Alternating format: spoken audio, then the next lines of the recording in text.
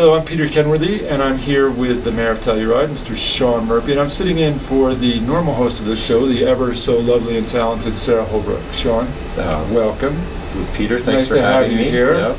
And just so people who haven't watched before and don't know what the show is about, it's an opportunity for you to sort of bring us up to speed with what's going on in town, what the last town council meeting had on its agenda that we should be aware of, and just kind of an opportunity for you to give a state of the town each month. Of course. All right. Well, thanks again. Well, first of all, let's start with the Telluride TV swag. Apparently, there's a new mug series that's come out. Yes, so there's a hat series to follow, and then a T-shirt series to follow that. We just have to do it bit by bit as we have the sufficient funds. I see. Well, let's hope I get reelected then, and I might be able to. I hope you enjoy. Back. I hope you enjoy a lot of coffee in there, or tea, or whatever your choice of poison is. Good. Well, let me focus this on sort of what's been going on as of late. Mm-hmm. We had a town council meeting last week, and sort of the takeaways are a couple of them. On housing, which is always our front and center issue. Right, probably the premier issue in a ski resort town. Yep, not unique to Telluride, but Telluride is actually a lot further along than we would otherwise have imagined. Absolutely. But that brings us to the very prescient sort of topic of the lottery. So there are 24 units that are coming up total at both the SMPA project, which we've called the Silverjack now, as well as 14 units that are over, 24 total, 14 and 10. They are the other project being the Longwell 16, which is the RV lot project. So those things are going to be finished in October, late October. So the lottery, the application process for the lottery is still open.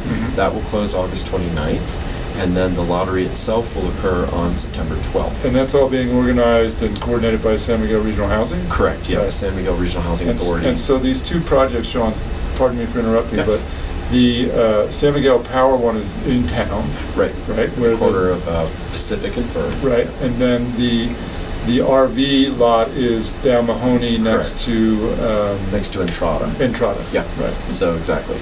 So there'll be 24 lucky lottery balls drawn. So how many applicants roughly are there for those 24 spots? We don't know, and we won't know actually until the cutoff date. But we're anticipating that there'll probably be north of 100. Last time that was the case with the Spruce House lottery, or actually for the rental lottery at the Virginia Placer. So this is all for purchase, of course, but we are conducting site walks. The best thing to do is, if you're interested in going on one of those, just check the smrha.org website, and they have a calendar front and center under the lottery tab, and so that'll give you an opportunity to walk through with me and other members of the Housing Authority, as well as Lance McDonald and certain other members of the SMRHA, and get a personal guided tour of the units that are coming online, both at Silverjack and at Longwell 16. And simply put, to qualify for affordable housing, you have to live and work here, and you have to meet certain income and asset criteria. Is that right? Exactly. Yeah. In broad stroke, that's exactly right. So for ownership opportunities, you have to work 1,400 hours a year in the community within the R1 school district, and your income, depending on the tier unit, there are 4 different tiers, so that's a little complicated, but it's geared toward the area mean income, and some of it is 70% of that income, some of it can be up to 180% of that income level. So we've tried to create a mix and a bandwidth so that the project isn't really limited to one income type, and then assets in all cases can never exceed twice the purchase price of the unit. Okay. So is there another restriction that you're not allowed to own other property in San Miguel County? Yes, that is correct. Okay. So, and then one other question I had on that.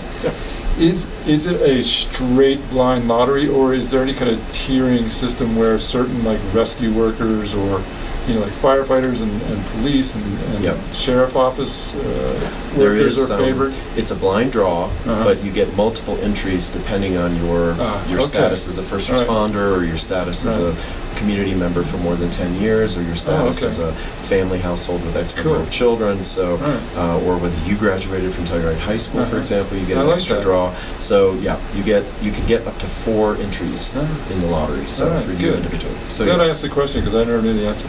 Yep. Well, each lottery can be done differently, but we've tried to put in a number of extra chances, so to speak, for people who are in critical roles or long-standing important members of the community. Yeah. So. Well, you mentioned something at the outset of this little back and forth, which is that Telluride and Mountain Village and San Miguel County generally are kind of ahead in terms of the competition, other resort towns, other ski resort towns, in terms of our initiatives on the affordable housing front? I mean, we've done a lot. We really have, and in fact, you might recall our former town manager, Greg Clifton, migrated to Vail, Yes. actually started a conversation with their town council over a year ago about, hey guys, you guys don't have a dedicated funding source in Vail.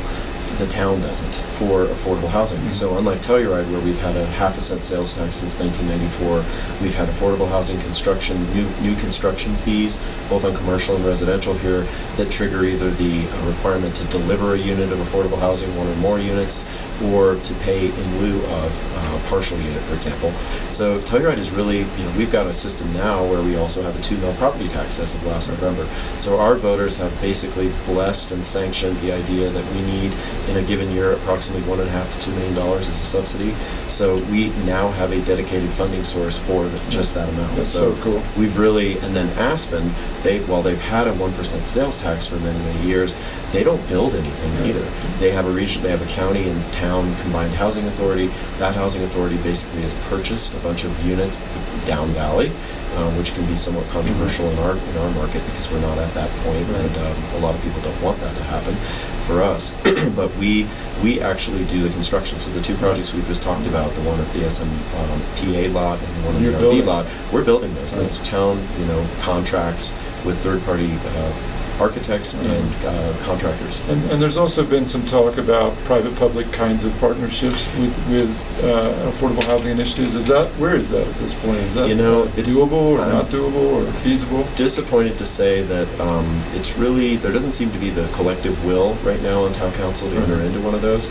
Part of the sticking point really is the fact that the town, in that case, in the public-private context, would be coming in with the land portion generally, and then the private part would be building and then either selling or renting off the units. That has created some heartburn in the sense that because a contractor traditionally earns more of a profit margin, several of my colleagues are not comfortable with the town contributing the land to such a project. And because they perceive an inequity there? Or they just perceive that some third-party private concern is profiting from the use of town land. So, I mean, there is a logical argument to be made there. Trade-offs. But if you want more faster than what our capabilities are, which are not, bad at all, at our present rate, in the last 4 years, we basically have one thing going on each year with another one about to come out of the ground. And so next year will be no exception. We'll be starting the Sunnyside project with the county. And can you describe that project a little bit? Sure. What is it about? Where is it? So just to the west of the formerly known as Gold King condominiums, the Eider Creek condominium complex, the San Miguel County received, I think back in 2002, as part of the Sunnyside development over the ridge there, they received a plot of approximately 4 acres, I think.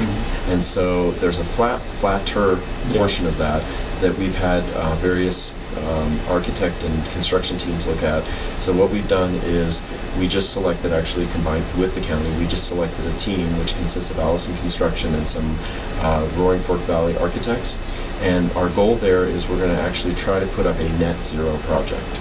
So that's a fairly unusual net zero meaning that the energy use will be net zero. So it'll somehow generate, whether that's photovoltaically, whether that's geothermal, whether that's some other method. It's supposed to be energy neutral, so that we actually don't Eider Creek turbine. Yeah, exactly. So we're going to run that to ground, and one of the reasons we picked this particular construction team is that they have a member of the team that's doing a lot of net zero projects, doing one right now in the Roaring Fork Valley for Habitat for Humanity. So we thought, okay, let's try this in Telluride and see if we can. So are there particular challenges out there topographically? Because it's not the easiest site. You're right. It's steep and rocky and. That is an issue, and there will have to be mitigation for rockfall and things like that. Which always adds cost, of course. It's not quite as geologically hazardous as other sites along that whole north side slope. It's pretty hairy out there. We have, and then current experience with Gold King, or with Eider Creek condominiums, they've been in the same hazard path as well, and thankfully we haven't had an event out there. So our hope is that we'll obviously do what we need to do to mitigate and to try to prevent that sort of thing happening, or if there is a slide, that those units are well protected. But that obviously adds to the cost of the project. So we've got, that as a concern. We've also got the net zero cost, which up front is a lot more, Right. but over time, Yeah, we'll you recoup the effectively recoup investment. it. Yeah. So it'll be more of a how do we find the right balance and how can we get the right concept. So Right. we don't know the answers to that Yeah. yet. We've basically just hired the team, and so they will start this fall putting together a proposal for us, and then our hope is that next spring we'll break ground on How that many project. units are you foreseeing there? 20 to 22. Oh, wow. Very so it'll be Apartments? yeah, it'll basically be a multifamily building.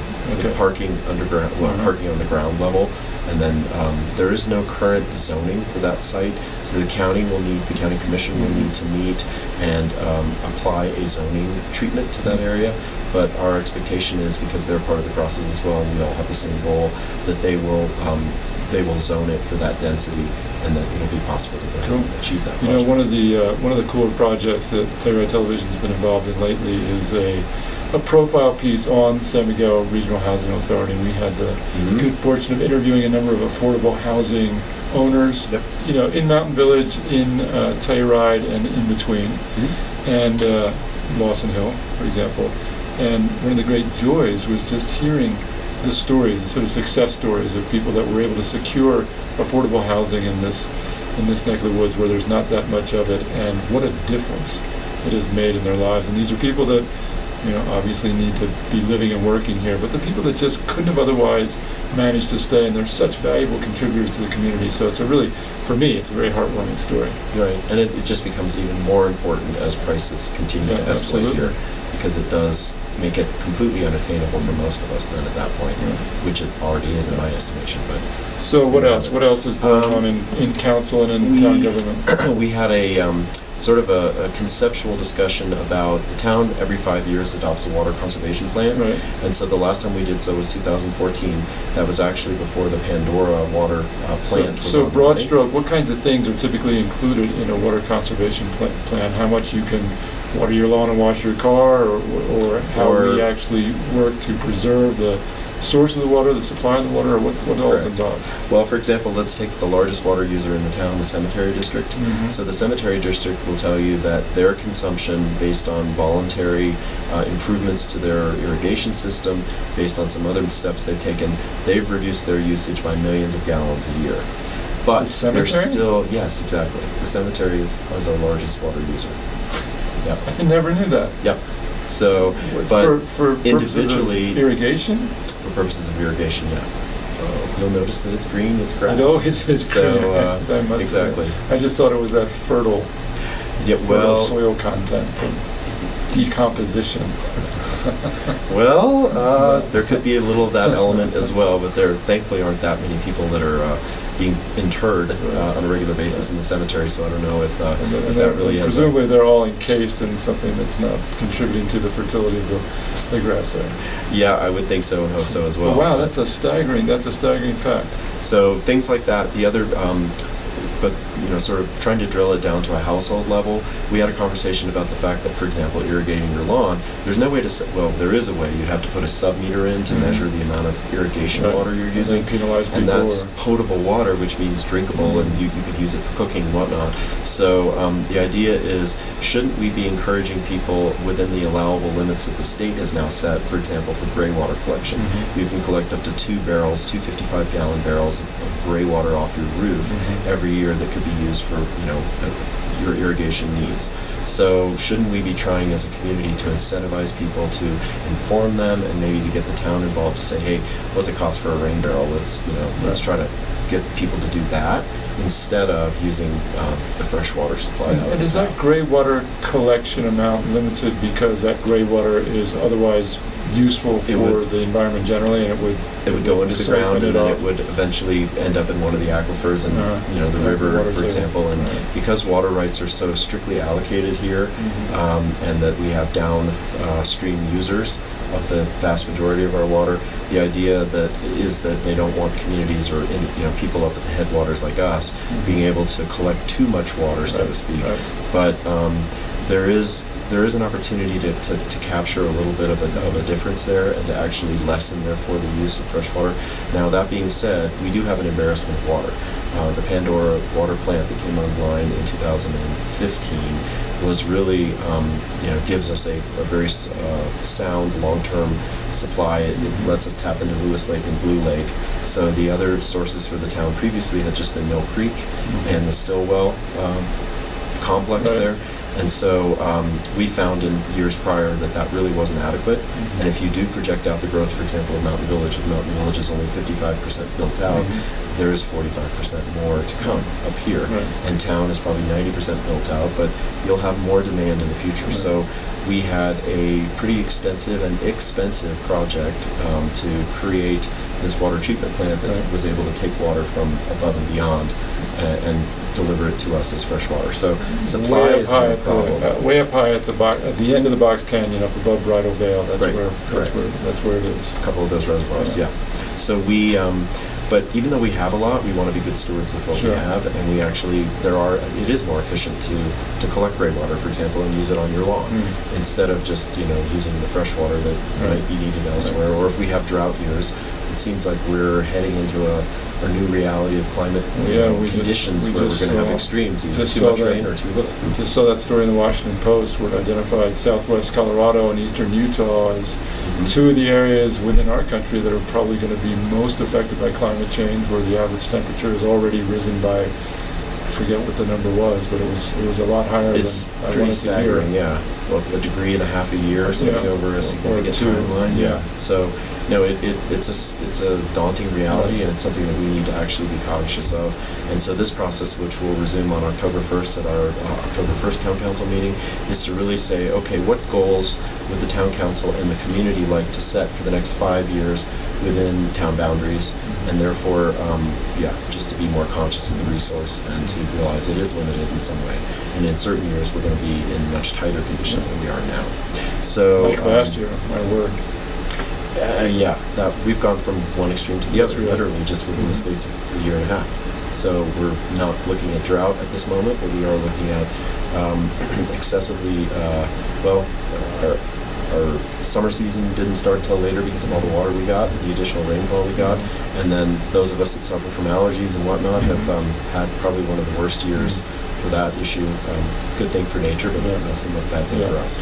Late rains and a lot of rain in the summer, but also an enormous amount of snow melt because we had such a good average snowfall this year. Yeah, wasn't it about 140% of what the average is for a snowfall year? Yep. So those things come with, and then of course the runoff, the spring melt was a concern to us. I mean, the San Miguel River was at much higher levels than for a long time. See it. And there was serious concern that it could be, a peril for people, animals, whatever. And so thankfully we got through that, but it's not something we'd like to have to worry about. Never a dull moment here in the mountains. It's true, exactly. And let's see, what else did we cover? Last meeting, we also finalized a contract for sale of the commercial unit at the Spruce House. Speaking of a prior affordable housing project, that particular project, there was a requirement from the landowner when we purchased that land that one commercial unit be created in the building as a live-work sort of unit. Unfortunately, none of the folks who bought the other 8 residential units in that building wanted to purchase the commercial unit. So for a few years, the town rented it to SMART, so that's where the SMART headquarters have been. And now the San Miguel Conservation Foundation, which is the holder of the easements, for example, the conservation easements on the valley floor and in Bear Creek, they are a very long-term player in this community and will be for the foreseeable future. So they actually approached the town and said that they had interest in buying it, so we've agreed to sell that unit to them. So they will have a permanent home right downtown too. That's a win-win. It is a win-win, and that was really envisioned. If no resident in the building wanted it for a live-work purpose, it needed to be sold to a nonprofit, a local nonprofit. So there we go. They have a home too. The only other thing, sort of broad strokes wise, is we do have an election coming up in November. So 2 council seats plus the mayor's seat are in play. And we have 2 ballot items that are coming up on that ballot. So one of them we discussed specifically at the last meeting, and that is the wastewater treatment plant phase, sort of intermediate phase bonding. So you might recall, and this was not a universally popular thing, we raised wastewater rates by 70% in the spring, and we also raised water rates by approximately 30%. So it was about a 50% increase. Why wasn't that popular? Well, I mean, none of us want to pay 50% more than what we used to pay on average for the water, for the supply, and for the wastewater treatment element. So what we've done is, now that those rates have been set, we are going to ask the voters in November for the ability to bond for $7.4 million. That will be secured by the revenue from those higher wastewater rates. So it's not as if the community has to reach into its pocket and find another source to pay the bond.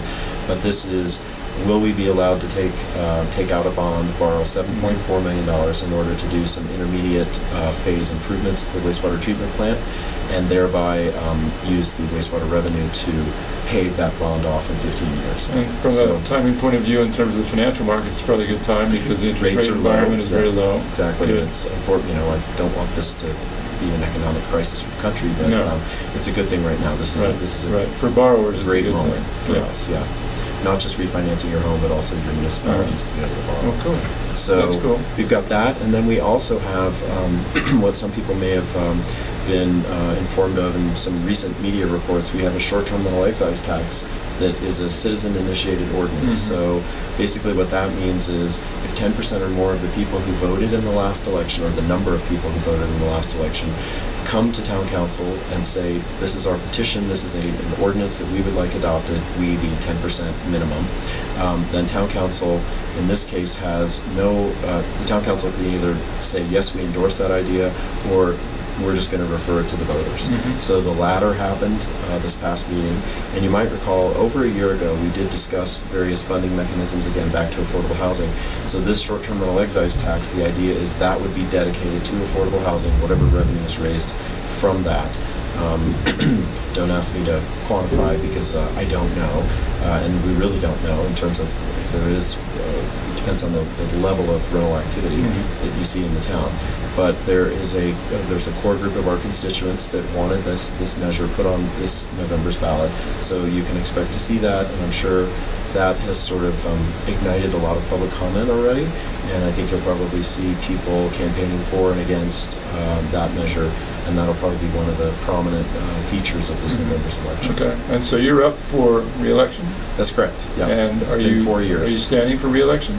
I am. Good. At this point, we won't know who's running until August 30th. Right. So the petitions are still circulating for these 3 open seats, and so we'll see once the town. Whose are the other 2 council seats that are? It's Lars Carlson and Delaney Young. Okay. So we all 3 of us were elected in 2015, and now that it's 19, it's time for people to decide. And tell me this, if it isn't too prying on my part, but what's the state of politics in politics? In other words, how are things going within the council and just sort of within the town generally?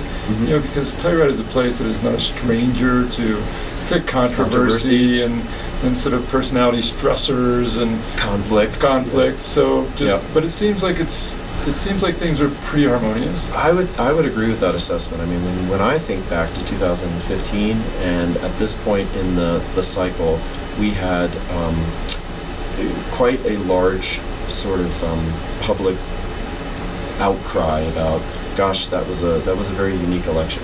There were 3 of us on town council who were running for mayor, for example, and then the other 2 seats, I think that one of them was the seat I was sitting in, that one, and then the other one was another person who was term limited. So anyway, we really had no clue where that was going to end up. How it was going to shake out. The mayoral election specifically, I mean, we had 50% more turnout in the mayoral election than we generally do for any other mayoral election. So instead of 700 and some odd people voting, 1,111 voted. So, and that was a very, that was a big deal. And partly that's obviously because you've got more people running, there's more interest, there's more of a decision to be made. Sometimes it's kind of a slam dunk, I guess, relatively speaking, so people don't feel compelled to have to turn out. But when it's going to be a close run, there's a lot of different people, and there's a lot of feeling.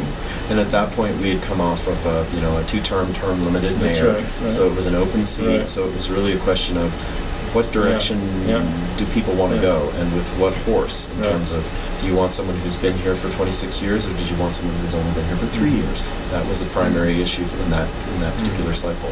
Or did you want somebody who was kind of in the middle, been a second homeowner here for 10 years and a full-time resident for another 10? So, and as you recall, that election on the first round was a tied election, so Glider Bob and I both achieved 496 votes, and Councilperson Todd Brown, got 118. So because of our instant runoff voting system, which will apply again in 2019, that required that then the last place finishers' votes were re-examined for second choice, and of those second choices marked, those were counted as first choices. More went to you. And then 64 net more to me than to Glider Bob. So, which was a 6% differential, so it was a 53-47 election, but it still was not without its controversy. It was not without its, significance, because Bob could have been my dad, age-wise, and there was certainly, as mentioned, there was a difference in the length of time we lived here. In some ways, I didn't consider it that much of a difference, because I was probably the same age at that point that they were when they self-selected to this community. So they just happened to have 20 years more residency on me. But we all got here in our late 30s or our 40s, and so that was, but to your point, I don't feel that that's really the top issue at this point. I don't think people are saying, gosh, he's only been here for 7 years. Gosh, how's this going to turn out? I think it's become, the unknown really got quantified or somehow is now known. There was not going to be some sort of radical shift, there was not going to be radical reprioritization of the community values by any means. We really all, and that's to your point as well, this council and the prior council too, we share a really critical, large overlap of core values. And so it's not like we're in Weld County, for example, where people are going, really how dare you use public money for any of this kind of social benefit, or how dare you try to social engineer with your housing program? That just doesn't happen here. And so we all recognize from personal experience, whether we're beneficiaries like me of affordable housing, whether we're employers like I had been with Arroyo, that it's critical to keep our employee base close here, that they can get to work, that they actually have housing so that they can keep their jobs. And so that is a no-brainer, in my opinion, as well as the fact that we're always looking to somehow figure out how can we do more. And we all agree that we do need to do more, and that we have critical pieces of assets like Carhenge, like the Shandoka parking lot, that have been the subject of our master planning exercise, which has gotten underway in the last few months and will go through the winter. We're in the process now of doing a traffic study for the summer, and then we'll do another snapshot of data for winter traffic as well, and that's pedestrian traffic, bicycle traffic, vehicle traffic, traveling through that corridor between Mahoney and Townsend along Pacific.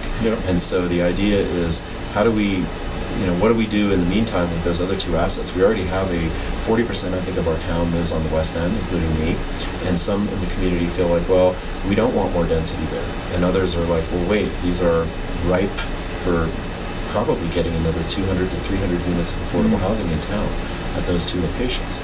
So it's huge.